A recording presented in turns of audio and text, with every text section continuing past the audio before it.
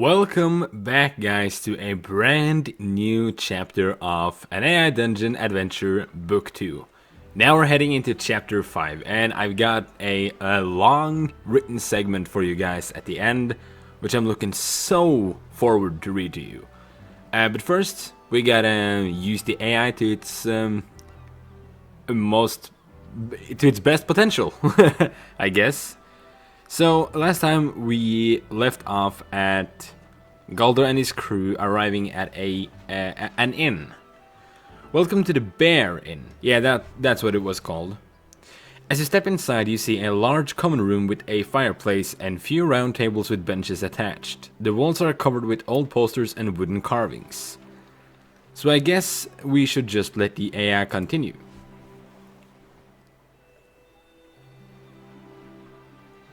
There's a bar to the left and a staircase leading up onto the second floor. You and your party walk over and head up the stairs. Is it the proprietor not in, you ask? Yeah, okay, sure, let's go with that.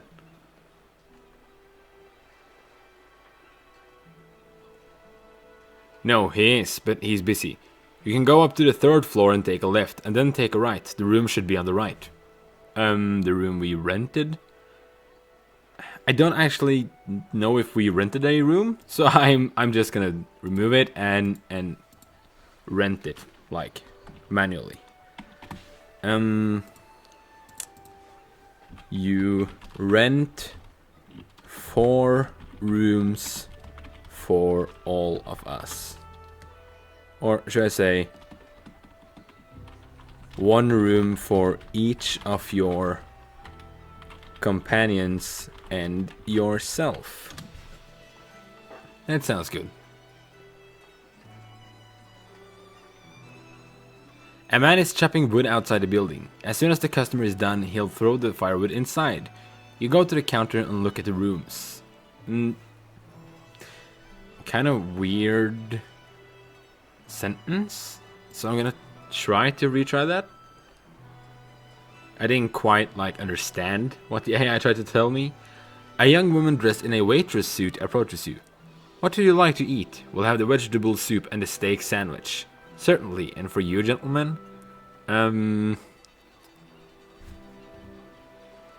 What should we eat? A beer and... I'm gonna eat a beer. A beer and a stew. Please.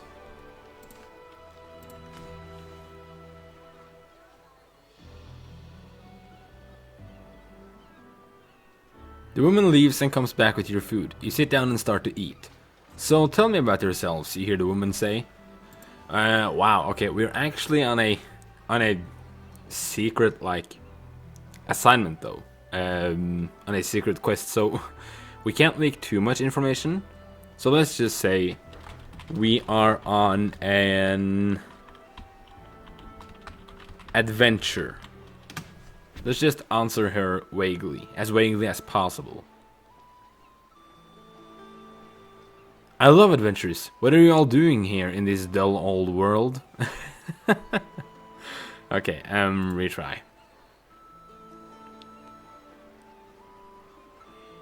You look like it. What brings you to Bear Mountain? Oh, is this place called Bear Mountain? Well, Mary's brother has a band. Oh, come on, dude. This AI and the weird fucking band references. An adventure? What kind of adventure? Well, we're trying to... Before you can explain, the woman laughs. Okay, so this emphasizes how Galder can't actually say anything about it. Yeah, I like that. What's your name?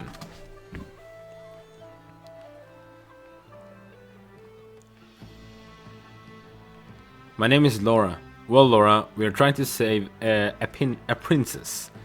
Ah, you're rescuing a princess. How exciting. What's your name?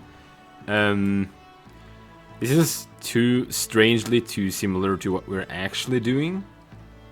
So let's end it here and say, well, nice to meet you. I'm Galder.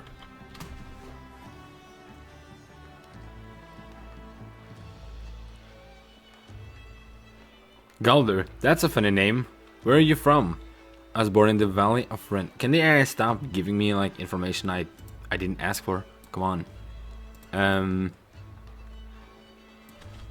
I'm from the continent of Kedar.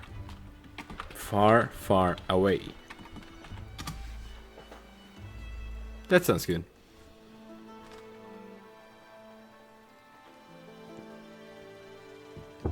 Okay.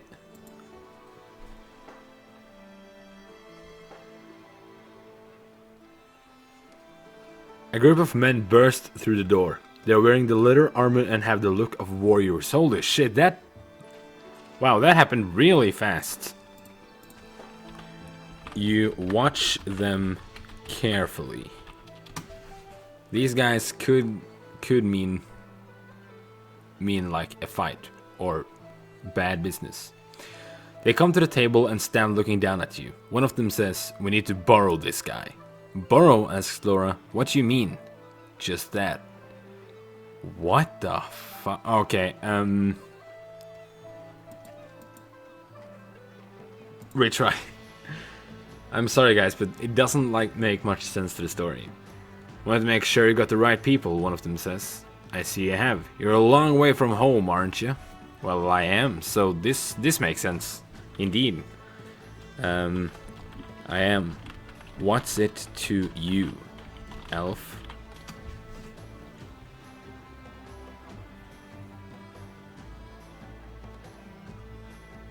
"You're an elf?" "Yeah, why is that a problem?" No, but... What? Okay, retry. No, nothing. Just making small talk. You're the one looking for a room, aren't you?" That's correct. Do I know you?"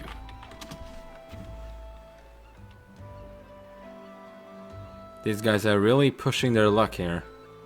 "Probably not. I'm usually in the kitchen, but since I have some free time, I thought I'd take a walk around the village." Okay, we try. "You might. No, you're just another pilgrim passing through the town of Sarth." Okay, so the town of Sarth is close by, I assume. Well, that makes sense. I'm actually headed for Loranger. So no. Not Sarth. Who are these guys? "Loranger? I go to Sarth all the time. It's a small town, Sarth is. That must be quite a ways from here." "Nah, you're in the wrong place." "I know. We just need a place to stay for the night."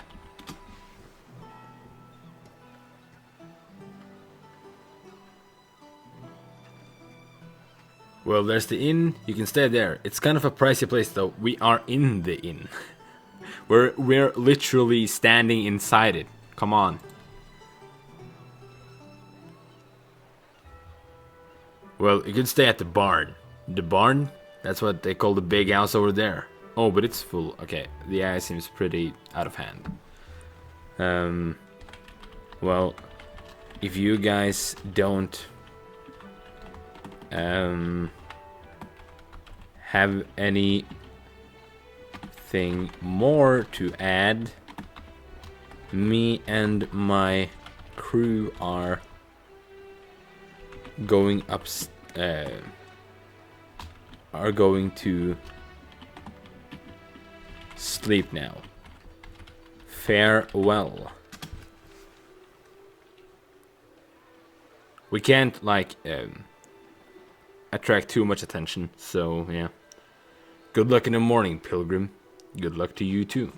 As the four of you walk away, the elves watch you go.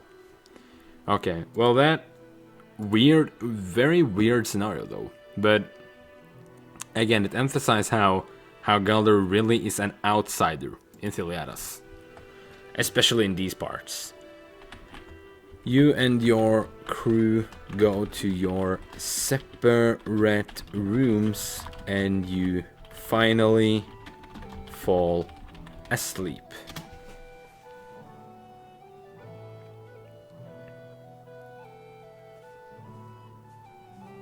Oh, multiple choice. You and your companions leave the Bear Inn. It's nighttime and the town is quiet. You walk towards the woods and the four of you talk about what's to happen. Or, you and your companions are woken by a large thumping sound. You sit up in the bed and look around the room. I think I'll go with the one above. I'm just assuming that we can't stay here for too long, so we get like some hours of sleep and have to leave while it's still nighttime. Our sleeping schedule is kind of messed up, I guess. So, are you looking forward to seeing the great city of Loranger? You know, just making small talk, talking about the things that's about to happen. Yes, of course. Well, we're only a day away, so I say we rest here. You rest for the night. When you wake up, it's still dark. Holy shit, this is a long night. Well, I guess it's like late autumn now, so the nights get even longer. Let's continue.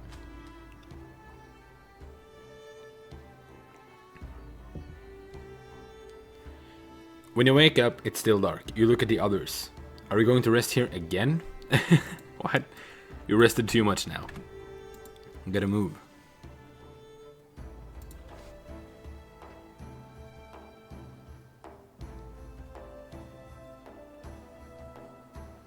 Still here? Yeah. I'm going to go and check things out. Care to join me? You walk out of the inn. Okay, I'm gonna put the AI on track.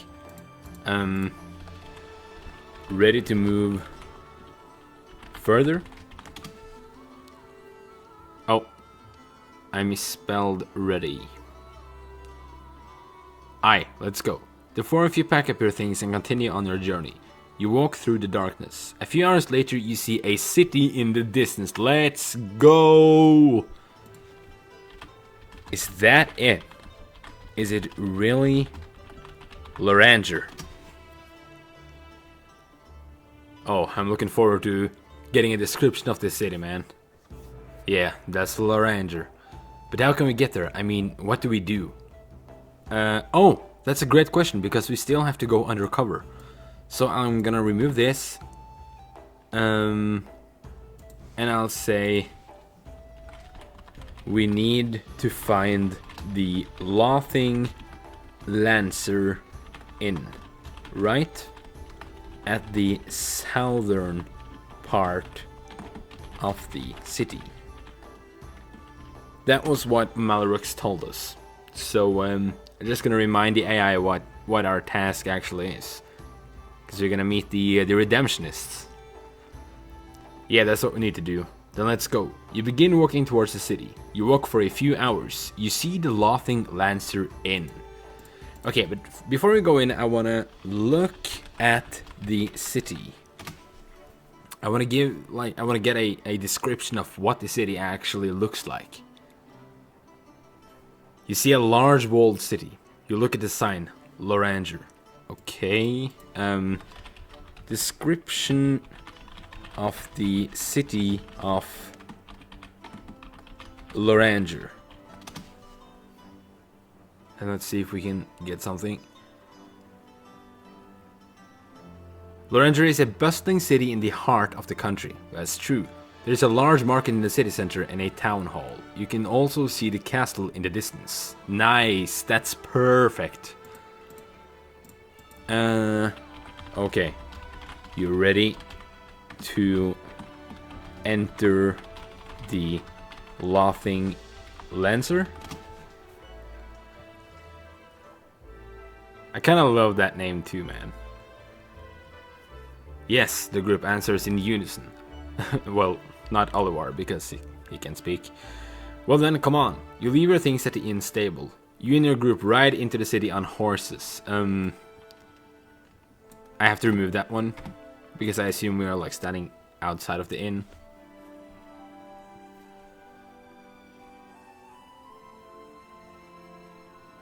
You, Laura, and the boys. It still remembers Laura. Oh my god. Okay, let's try again.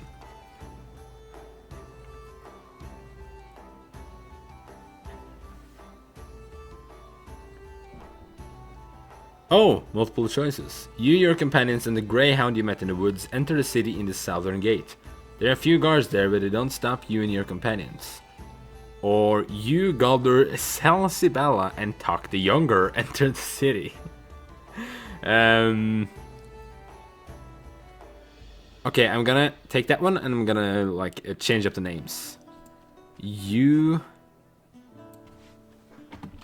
Mary, Thaddeus, and Olivar enter the city. The city is very different from your village. In Loranger, people are more civilized. Okay, you enter the Lothing Lancer Inn.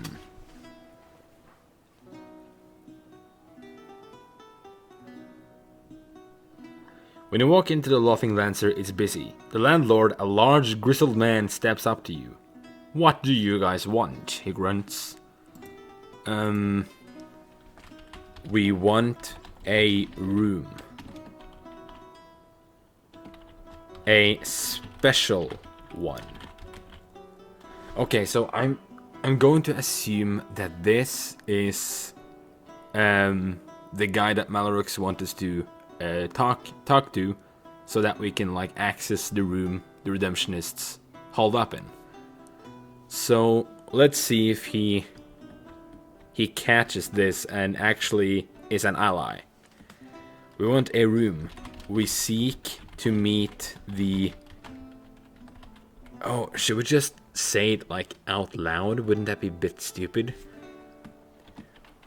We have a message from Malarux.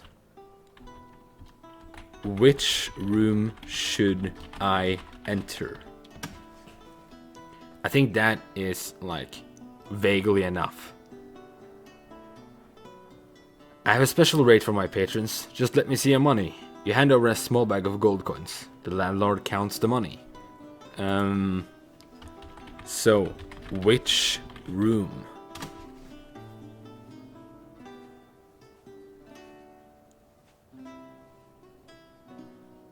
The landlord points to a small room on this side of the hotel. Okay, I'm actually going to add something to the story here. So, the landlord says, walk up the stairs and knock on the door at the end of the hallway. You must go alone so that they won't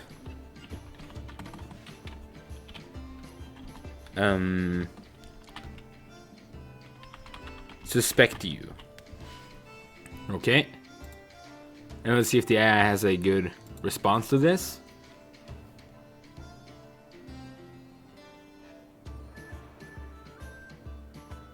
I don't like doing this, but this is something you have to do alone.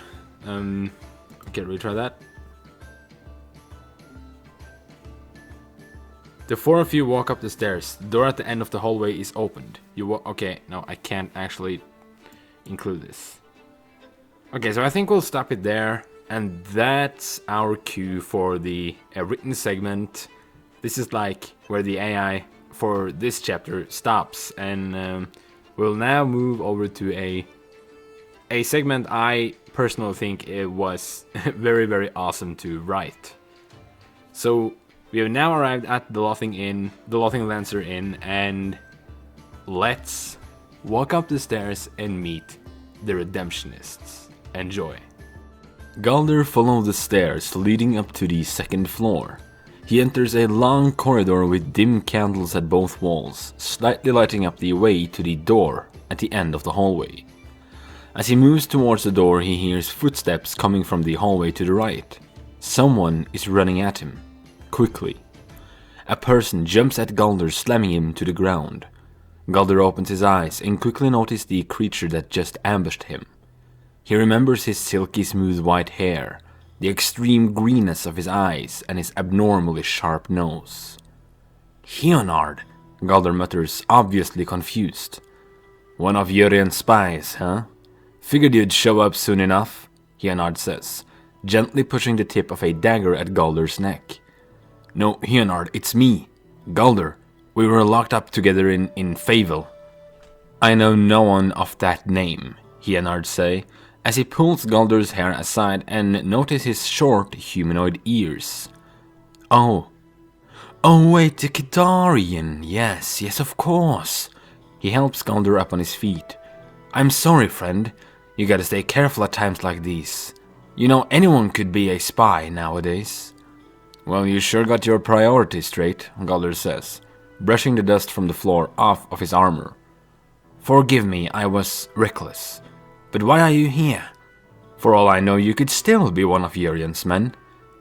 "I'm one of Freeman's allies now. I even met him in person," Galder states. "Why, that's interesting. The young prince. What did it look like? Was he as handsome as the legends tell? Did his music make love to your ears?" Leonard asks passionately. "I would like to refuse answering that," Galder answers.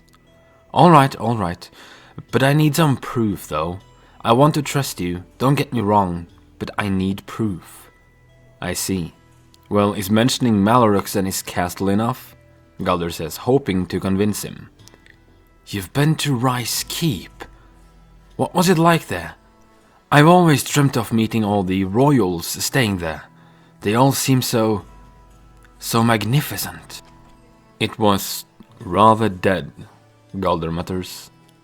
"Well, we have a lot of contact with Malarux and his allies, so I guess this is proof enough. You seek to meet the Redemptionists, I assume?" "I do. I wish to aid your mission in dethroning Jurian," Galder says. "Before I invite you in, there are some rules that must be established, alright?" "Alright. So, first of all, never mention us anywhere outside this tavern or Rice Keep. Second of all, when referring to us by names, we use code names. And last of all, enjoy your stay," Leonard shouts, kicking the doors open. Inside there are a large table with food and drink, mostly drink. There is a window behind it covered with thick wooden planks to block the view. Around the large table sit 5 different characters, all completely unknown to Galder. The first one is a large Valias elf with humongous biceps. He has to be at least a foot taller than Galder, something which is quite abnormal for Valias elves. His large beard and long hair is both grey, revealing his old age. One of his eyelids also seem to be drooping. The second one is most likely a sorcerer. He wears a long purple robe and gloves and wields a long, firm wooden staff. His face is that of an innocent young man, but his attire indicates that this is a knowledgeable and wise one. His hair, short and dark. His eyes, on the other hand, is yellow, a rare eye color in Kedar, but not so unusual in this part of the world. The third one may be the strangest kind of elf Galder has ever laid his eyes upon. She has a purple tint to her skin, not a blue tone like the Valias elves, but a lilac tone.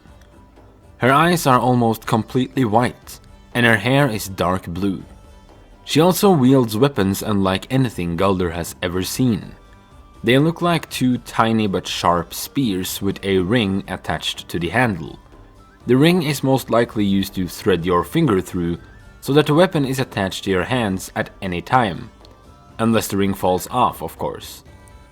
The fourth one is a nasty looking fellow. His face is that of a criminal, infused with all sorts of war scars and injuries a face can obtain. His mouth is sucking on the end of a wooden pipe, covering his face with smoke. He does not look cruel or villainous in any way though. but his looks and presence is that of a former vigilante. His weapon is that of a strange-looking axe with a long chain. The chain is wrapped around his wrist so that he can easily throw the axe around in any direction. The last one sitting at the table is one of the most elegant men Galder has ever encountered. He looks extremely delicate, with petite and slender fingers playing at the strings of a harp. On the back, a large wooden bow is revealed, along with several arrows. His red hair is gently slithering down the face, like a snake crawling down his neck. But the most distracting thing about him is that he seems to be a common elf, not a Valias. This lot right here, Galder, is my allies, companions, and friends. And this, my friends, is Galder. He is also seeking to replace Fremond on the throne. You wish to join us, I assume? Hionard asks excitingly. Galder nods. Well, let's start with the introduction. The large old bugger over here is Gwalt. He used to be a commander in King Herdward IV's army, the now dead father of Fremond. You could say that Gwalt is somewhat of a traditionalist. The man next to Gwalt with a large wooden staff is Master Silliphant. He is the founder of Silliphant's School of Conjuring, an academy for magic which, of course, became unfinanced when Urien took the throne, completely ruining Silliphant's lifelong project. Hionard then walks over to the strange girl with lilac skin. This here, my short-eared friend, is Valanda. She is from Eskar, an island northeast for Thilliaras. It is also the only place where Askarian Valias elf exists to this day. She was sent here as a child and lived in the poorest, dirtiest district of them all. No wonder why she wanted to take down Urien. Sometimes I almost think she hates common elves in general. Hionard smirks as Valanda looks away, obviously annoyed. He moves over to the pipe-smoking man, steals his pipe and proceeds to smoke from it himself. It's clear that Hionard annoys everyone in the room with his vibrant and lively energy. This dirty scoundrel is Draken, a man of the mysterious sort. He is from a quite noble lineage who lost their entire fortune some decades ago. He seems very willing to do whatever it takes so that he can climb the ladder of royalty once again. In other words, his motivation is pure jealousy. That's enough, Gwalt shouts, smashing his tankard in the table. You are ridiculing your own teammates. Why do you always have to make a fool of yourself in front of guests?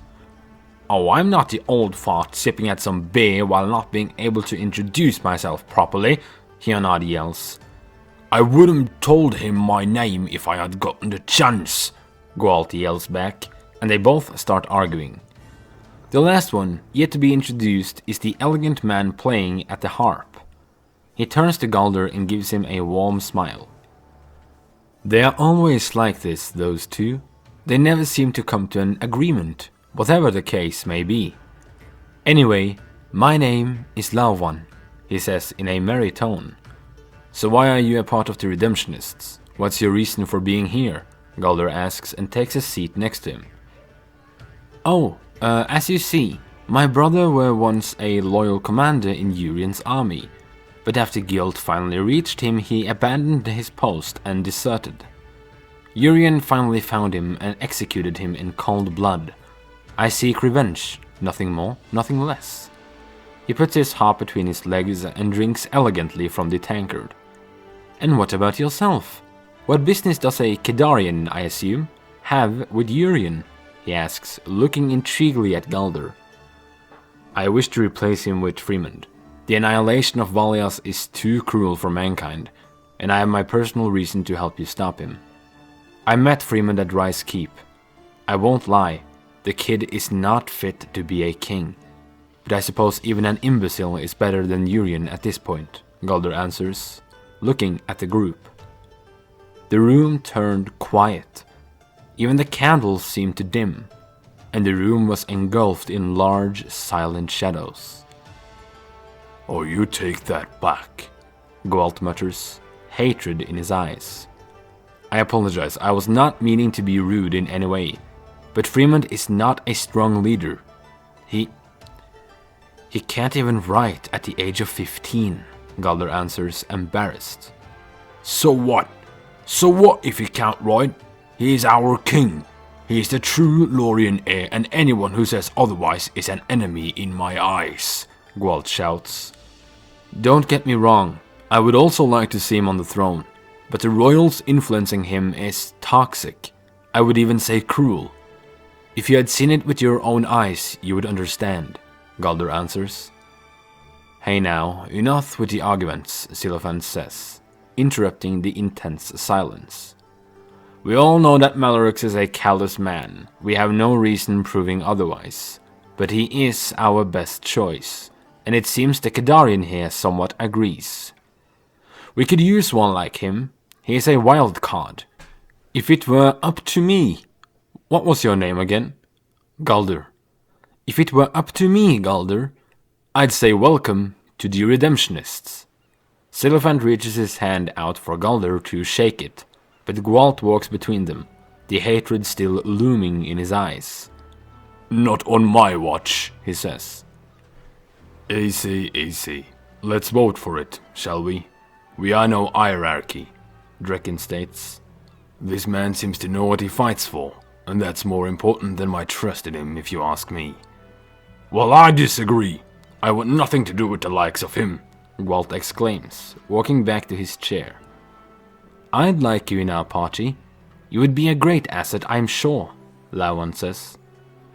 You know where I stand, Galder, Hionard yells. What do you say, Valanda? My opinion won't make any difference either way. Go for it, Valanda responds, resting her legs at the table. Welcome, Galder, Hionard shouts and brings him a mug filled to the edge with what looks like expired beer. Thank you, Hionard, but let's get to the point. What's our plan? Hionard walks over to the windows and starts prying up the wooden planks. As they fall off one by one, they slowly reveal the view over the entire southern part of the city. Galder walks over to the window, and in the distance he notices a large castle. Its outer shell is made by a refined material, sparkling when hit by the moonlight. Outside of it is a large polished stone wall, guarding the main castle grounds. It looks heavily guarded, like a cathedral built for a king.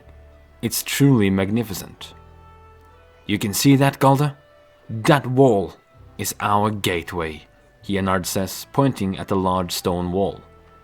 Gateway? What do you mean? Gwalt turns to Galder and pulls a chair next to the table. If you're supposed to be one of us, at least sit down and pretend like it. Galder sits down, assuming that this jest is Gwalt's way of accepting Galder into the crew. Silofan turns to Galder with a parchment. This drawing that Drekin made is of the castle's outer walls. It's not a copy, but it's similar. The plan is the following. We will crouch along the wall at night. Lawan here will use his bow to shoot these over the edge. Sylvan picks up 4 spears with a bent tip and a sturdy rope attached to the end. These will attach themselves to the top of the wall, and then we shall climb it. We have no reason to rush, so let's take our time. I shall support you with some spells so that the shadows may hide you better. Gwalt, Drekin, Valanda, Hionard and yourself will then invade the castle, stealthily. You must remain unseen and slowly make your way towards the throne room.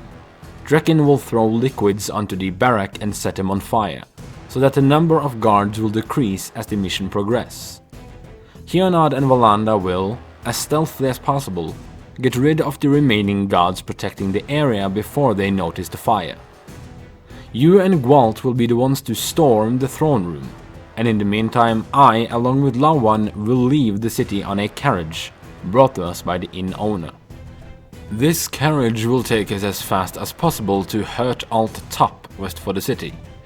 Lawan will build a bonfire there and I shall ignite it with the largest fireball I am able to create. This way, Malarux will see the flames in the distance and know that the mission has succeeded. He, along with Freeman and the other nobles, will travel to Lor Anja as fast as they can. When they have arrived, Freeman shall be the one to publicly execute Urien, and we will give the young prince his rightful throne and crown. Sidophant looks at Galder, waiting for a response. I have 3 other companions. What should they do in the meantime? Galder responds. They could join us. How skilled are they? Thaddeus is a bard. He has a strong sense of charisma, but might be a bit too naive at times. The other one, Mary, is a conjurer with a sense of judgment and stability. And the last one is Oliva, a mute noble, Galder elaborates. An interesting group indeed. Very well. Oliva can help Hionad and Valanda in removing the guards patrolling the castle. Mary can use her magic to help Drekken set the barracks on fire. And Thaddeus. Yes, I have a special job for him. He will infiltrate the castle as a guard, and if we could give him a set of armor that will cover up his Valias looks, he can act as a spy. That equals 5 teams. Galder and Gwalt, you will be the offenders. Oliva, Hionard and Valanda will be the assassins. Drekken and Mary will take the role as the destroyers. Myself and Lawan will be the messengers. Thaddeus, on his own, will be the spy. Sidophant walks over to the window and looks at the castle. Rent 4 rooms, Galder, and tell your teammates about the task I just gave you. Now that we are 10, we may actually pull this off. Let's engage tomorrow night. No use waiting, he says, and throws a pouch of gold at Galder's lap. Get a good night's rest. Tomorrow, we will make history. And that, ladies and gentlemen, is the end of chapter 5. Next time, we will hopefully engage in the infiltration mission, and I'm so hyped. I hope you guys are too, and I hope you enjoyed this chapter. Until next time, take care.